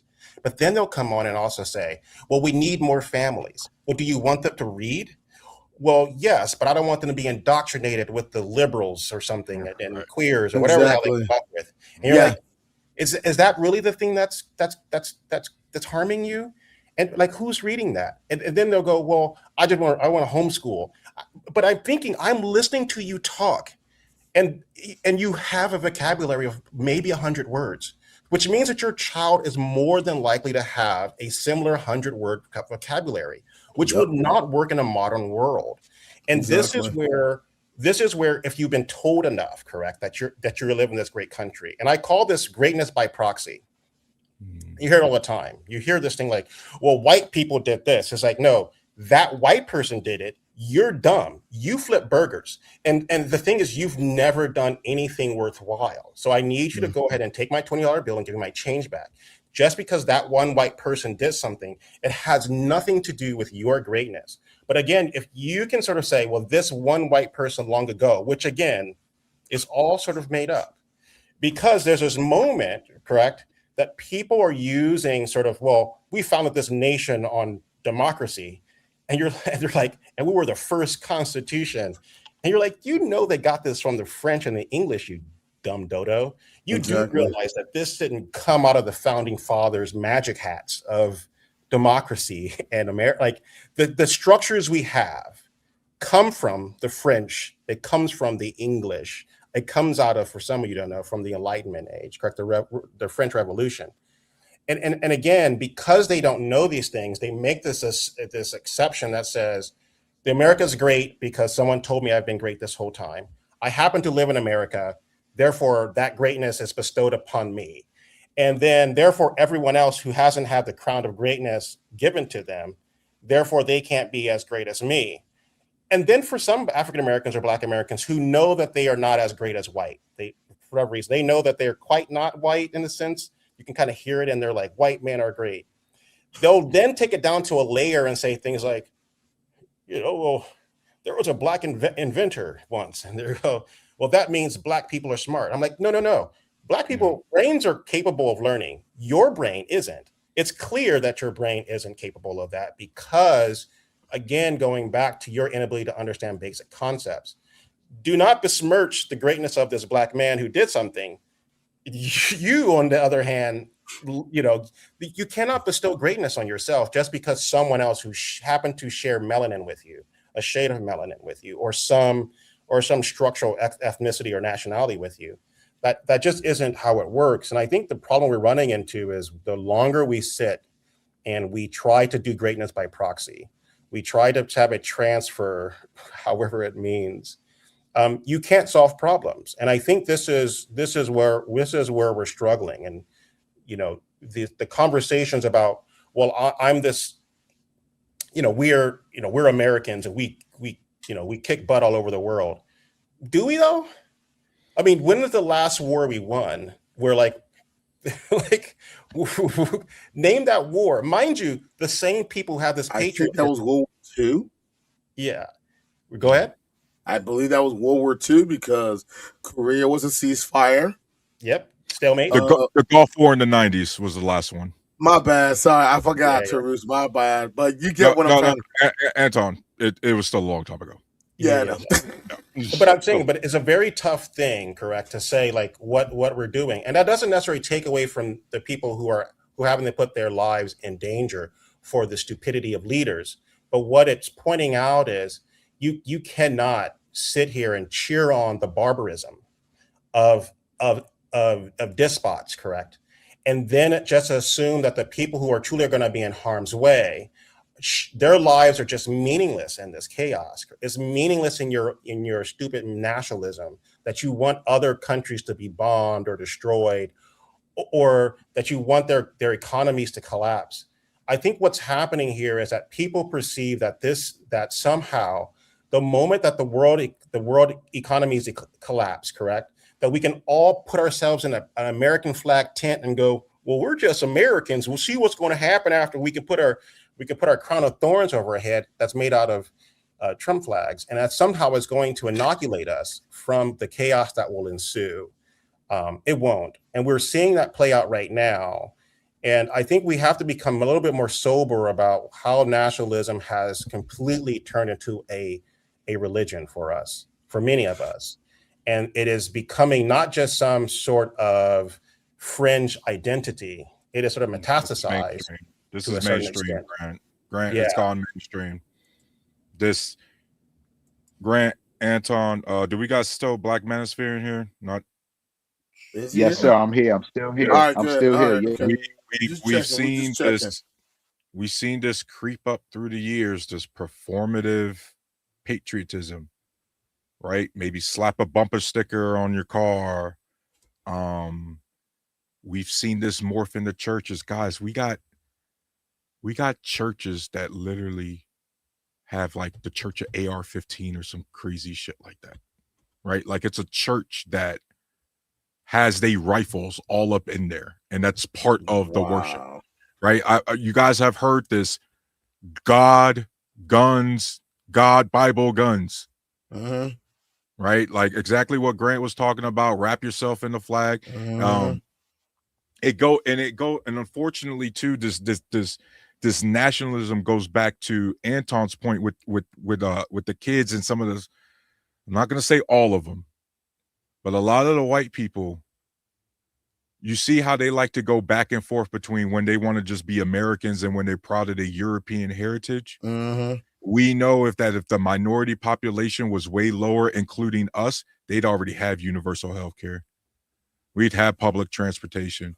We'd have these things. But of course, this fake patriotism, this loyalty nonsense, this is why in the 50s we had a rise in private schools, because they didn't want their kids, right? When segregation was starting to be brought down, They didn't want their kids going to school with black kids. They knew some of the white kids weren't going to be able to afford the school, but they knew none of the black kids were going to be able to go to the school.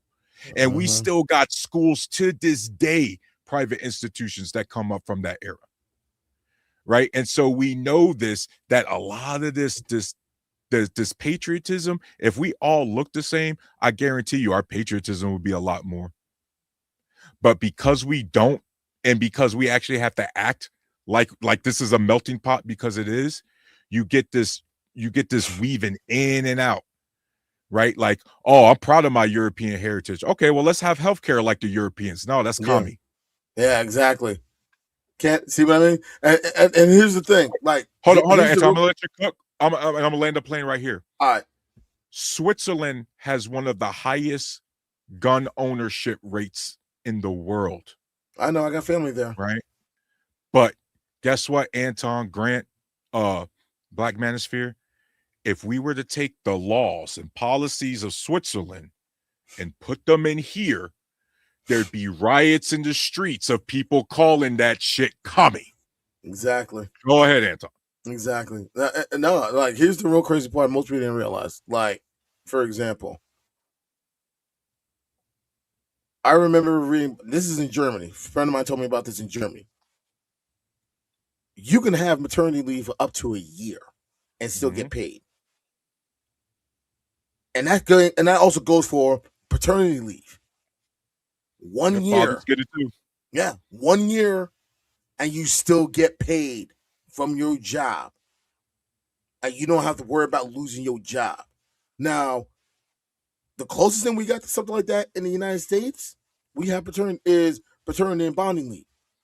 And if I remember, there's only 3 states that offer paternity and bonding leave. And if I remember, it's New York, California, and the third one is something I definitely know, here in New Jersey. And I remember people thought I was crazy to take advantage of something like that. Why would you do something like that? It's offered by the state. That's something we never had before. Well, guess what? It works.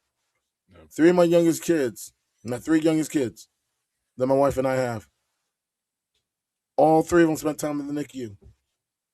And the thing is, me taking that time off from work made it easier for me, made it easier for my wife, and made it easier for our kids to come home from the hospital. And that is so important for you as a father to be there when it matters most, Anton. When it matters most. And yet, in one breath, right? We've seen it panel to panel around these YouTube streets. On one thing, we got to be masculine and we got to be working and we got to do all of these. Well, when you actually going to have time to be there for your family? Exactly. Like, your wife just finished giving birth. You telling me as a man, I'm not important enough to be there with my newborn child? And you know who says that, Anton? Other men. It's us screwing each other over on that kind of crap. Yeah. We're going to talk about the importance of fatherhood while screwing over the guy who actually wants to be a father. You know, take it, guys. You know what I mean? I don't. Put it like this. One thing, Taroos, when I was at my job, and guys heard that I was able to take advantage of it, all of them started looking for me. Yo, how does it work? What do I do? So on and so forth. Gave them the information. Yeah, I mean, you used the not to cut you off. You used the key word. You got an advantage. You know what I'm saying? Once you said advantage, everything explains itself. So it doesn't matter what anybody thinks or says or anything. And so when you're saying guys are going to start coming to you, it all makes sense. And I know guys who have used bonding leave and they appreciated it. They were like, bro, thanks for telling me this because I didn't know. So on and so forth. And they appreciate that time off to be with their newborn child, to be with their newborn. But if you come up on these internet streets, Anton, that's feminist shit. That's simping. I didn't know. What's I wrong didn't with know simping? fatherhood was simping. I didn't know being Hey, a good dad. simping. Yeah, not to cut you off. Simping, lame, corny. None of these things affect me or not. Like I guess they can. If guys use them negatively to cut somebody down.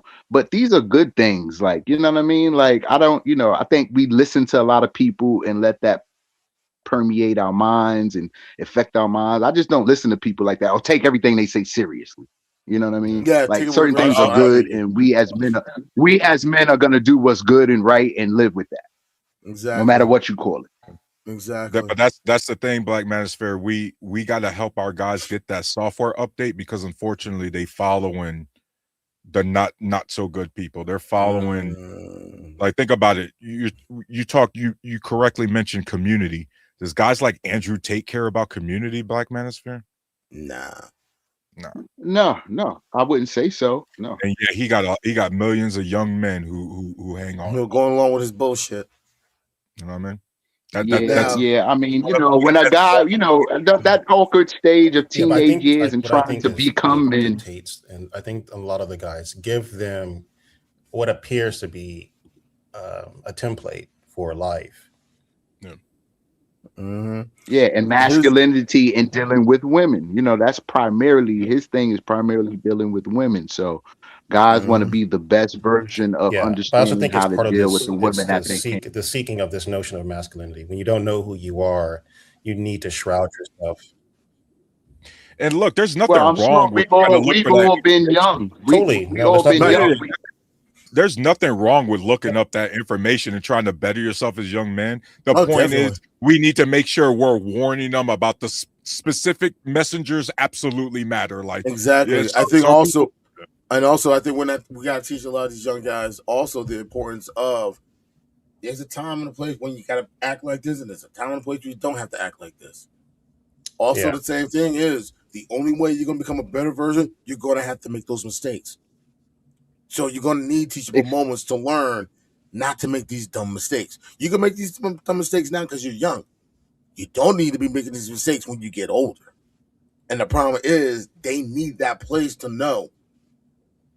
They got to learn, they got to have those teachable moments. They got to know when to do it and when not to do it. But we always know there's a time and a place for everything. A lot of guys don't know that. And that's another layer that we got to deal with because unfortunately, to learn those lessons, you need to go outside and touch grass. Or women. Yeah. I mean, there's nothing more. They're trying. There's They're nothing trying. worse than hearing men complain about women, and it's like it's a telltale sign they haven't. You know felt what, Grant? You got a point there. I got to give you that, Grant. Touch anything. It's not yourself at this moment. All right, but now I wanted to put. Hold on, Taroos. Now, if you notice, I put the phone number in the chat.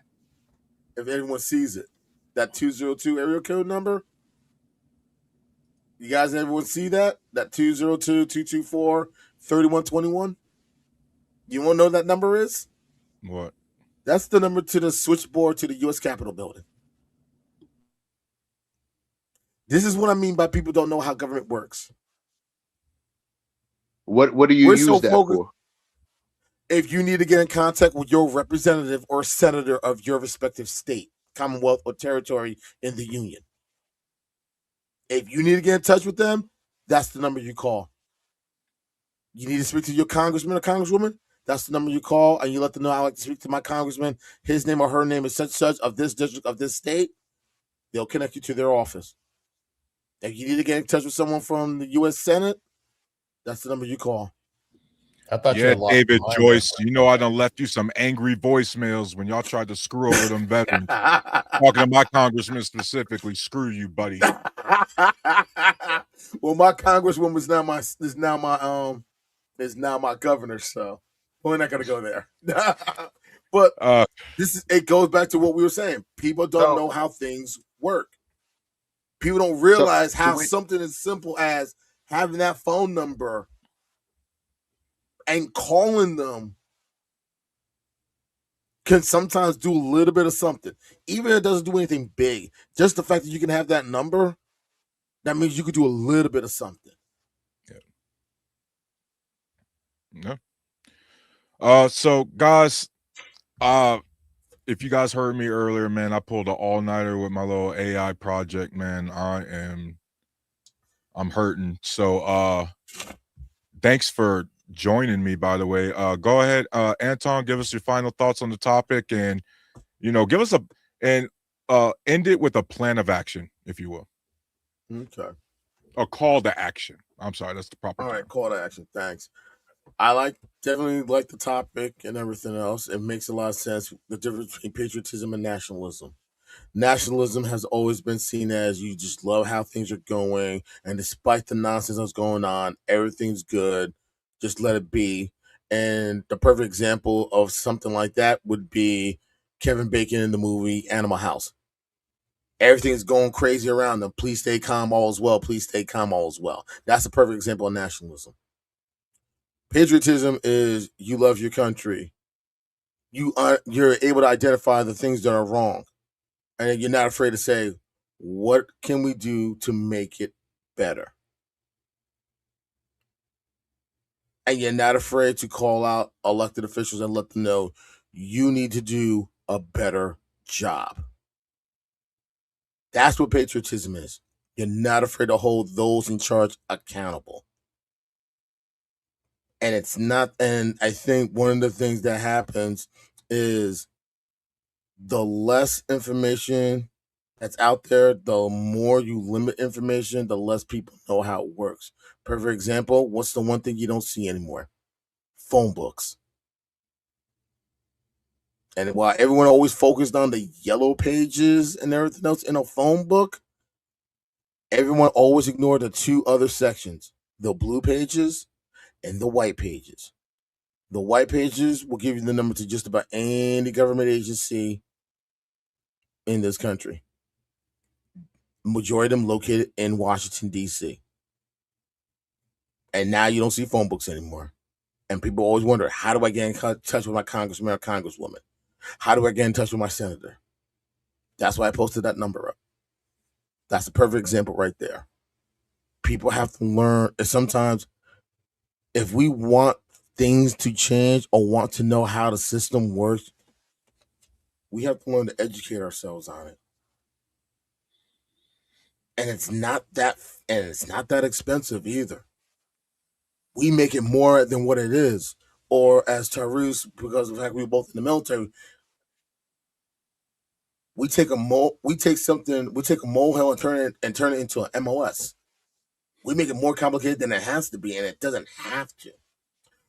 But my call to action, I'm going to leave you with this. If you ever seen the movie National Treasure, there's a part in the movie where both Nicolas Cage and Justin Bartha are at the National Archives, and they're looking at the Declaration, and he says to him, "All these years of searching, is 3 feet in front of me."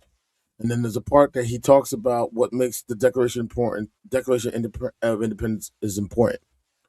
But when a long train of abuses and usurpations pursuing invariably the same object, evinces a design to reduce them under absolute despotism, it is their right, it is their duty to throw off such government and to provide new guards for their future security. And the one thing that Nicolas Cage said to Justin Bartha, people don't talk this way anymore. And he's right. People need to understand the founders weren't perfect. Hell, yeah, we all know the nonsense and the BS about the founders. But at least it gave us a blueprint on how to make sure we could try to unfuck a whole lot of fuck ups. And instead of just trying to fix things to only where it only benefits a select few, let's fix things to where everyone gets a slice of that pie. Everyone has a seat at the table. Everyone has a say. And while people I remember made fun of Barack Obama and saying, "Oh well, what does he know about running, being a politician and running a campaign? He's just a community organizer." He took the smallest thing and made it work. He took the United States and turned it into one big community, and that's how he got himself into the White House. And that's all I gotta say. And those are words we're thinking about. Thank you. Great, man. Uh is Black Manosphere still up, or did he already bolt?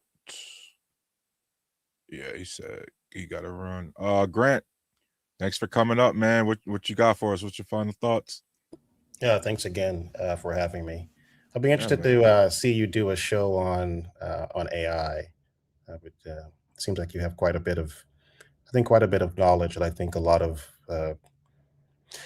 people could Limited. really benefit from. And I do think in my perusing many of these different channels over the last couple of months, I think you're definitely one of the more sobering minds I've seen. So I kudos to appreciate that. you.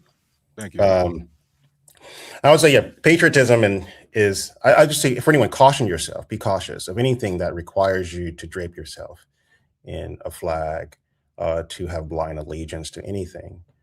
But that doesn't mean having that if you can't have a particular political view, that doesn't mean you can't have a group of people you agree with, or you can't have a circle of people you align with.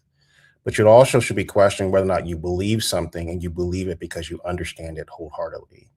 And then you should be always testing whether or not your beliefs line up with actions that you see from the people who you're aligning with or the people you're voting for. And so you should get out of the notion of sort of whataboutism your way out of things, correct? You shouldn't say, well, I voted for this person, but what about this other person? It's about the person you believe in, correct? Not about the person you don't believe in, because the person you believed in or the group that you believed in should be at the antithesis of the group you don't like, correct? Typically. And so if you're framing your world in such a way that all you have to do is drape yourself in that sort of patriotism or nationalism, and that sort of washes over any critique of both yourself and those you may align with, that can be problematic. And don't get so stuck on these sort of in group out groups. This is none of this. Even sports are not that serious. And turning politics or beliefs or anything into a sport like competition most certainly will not help any of us get better, because it would not allow for us to talk through some very hard problems and come up with some very precise ways to make a difference in the world. And for those who maybe have a bit too much cynicism, we can't on the one hand complain about the world around us and then be cynical whether or not we can have an impact in it. I think there's a point in which while we all have breath in our lungs and we can breathe, we want the world to be better, both for us today and for our children in the future. And I think that cynicism should wash over you and wash away the moment you think about your child living in a world that could be vastly worse than one that you lived in. And if that's something you're okay with, by all means, be as cynical as you want. But if you truly love those you have brought into this world and care about the lives that they're going to lead, it will behoove all of us to look squarely at the problems that are facing all of us, and really try to make what we all think is an impactful way for their lives to be vastly different and improve upon the lives of those around us too, because it's not just about us and our offspring, correct? Our kids. It's also about those who are our offspring and our family are going to interact with, correct, as they move through life. So just think about that. And I wish everyone the best. And once again, appreciate you having me on your show. Absolutely, man. Thanks for coming up, man. Thanks for those final thoughts. Man, guys, it was I like all the heat up in the comment section. Y'all, I think some of y'all know that already, but for those of y'all that's new then and joined me today, I like that heat, man. Keep it coming, man. I like going back and forth with everybody. I don't like echo chambers. I like having my opinions challenged. I like having my brain, that hamster in the wheel spinning like, yo, what am I saying? Is it gonna make sense? Or it just doesn't work? Like I like that stuff. So I like that sort of engagement, guys. And that actually brings back to my final thoughts on the topic is I like that kind of engagement because I like knowing who my fellow Americans are.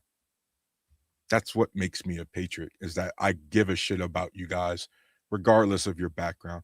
There's a lot of you guys culturally I can't stand. I still don't want your hospitals in the rural areas shut down because that's jacked up. I still don't want drugs overflowing your communities in the rural areas or out in West Virginia. That's screwed up and that shouldn't happen. And it's not because you're a white or Latino American or Black American, it's because you're my fellow American. But you know what nationalism will have you doing? Nationalism will have you looking at your fellow Americans struggling and going, yeah, they deserve that. Nationalism will have you going, you know what? We don't need to spend things on spend this taxpayer money on our own Americans because they're leechers and takers.